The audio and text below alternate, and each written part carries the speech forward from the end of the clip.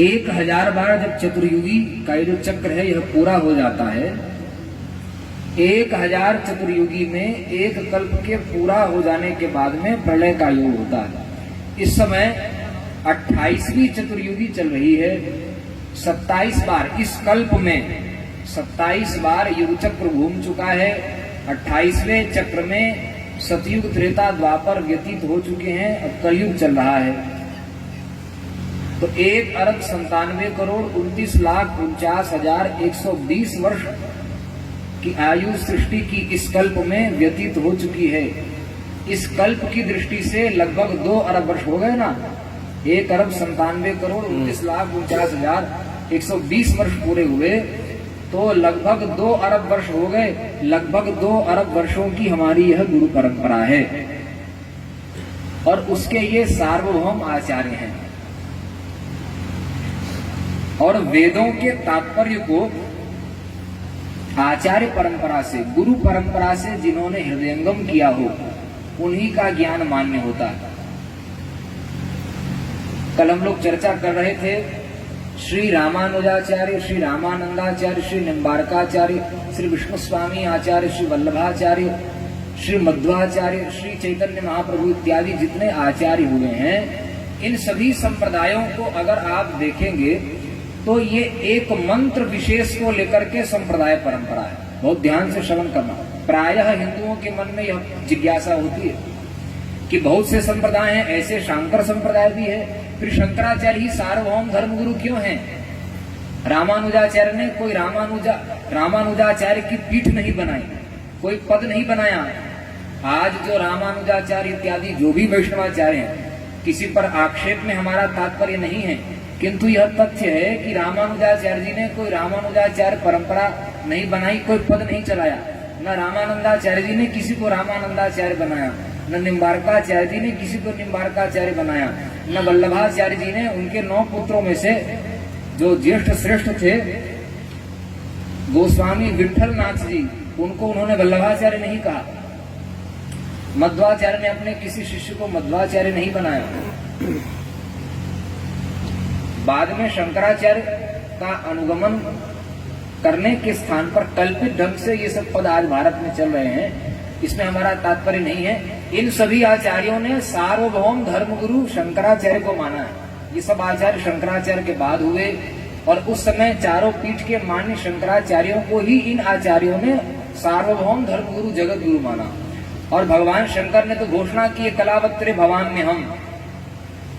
सतयुग में आप पुराणों को उठाकर पढ़ें, स्मृतियों को उठाकर पढ़ें, सतयुग में भगवान ब्रह्मा ही जगत गुरु हैं और त्रेता में द्वितीय ब्रह्मा जी के समान ही सामर्थ्य को धारण करने वाले ब्रह्मपुत्र वशिष्ठ जी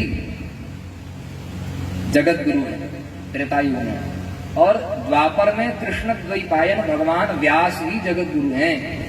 और कलयुग में भगवान शंकर ने शिव पुराण का परिशिष्ट वायु पुराण वहां पढ़े हैं। वहां भगवान शिव ने घोषणा की है कि कलयुग में मैं ही जगत गुरु हूं, मंडित रूप में एक दंड धारण किया हुआ। यजुर्वेद कहता है नमः कपर्दिने च युक्त केशाय च।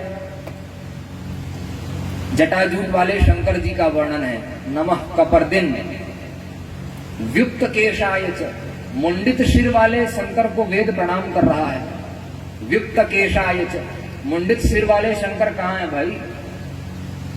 तो भविष्य पुराण में घोषणा की कि मुंडित सिर वाले शंकर शंकराचार्य हैं, जो कलयुग के आरंभ में वैदिक सनातन धर्म को, जब चारों धाम लुप्त हो जाते हैं कलयुग में, 12 ज्योतिर्लिंगे, 52 शक्ति पीठें, चारों कुंभ की मर्यादाएं लुप्त हो जाती हैं, वर्णाश्रम व्यवस्था लुप्त हो जाती है, शून्यवाद, निरीश्वरवाद, नैरात्यवाद छा जाता है, वेद विरोधी जब आच्छादित हो जाते हैं, उस समय सनातन धर्म की पुनर्स्थापना के लिए भगवान शंकर ही शंकरम शंकराचार्यम शंकराचार्य के रूप में प्रकट होते हैं। तो कलावत्रे भवाम्य हम, कलयुग में मैं शंकर ही शंकराचार्य के रूप में जगत गुरु हूँ।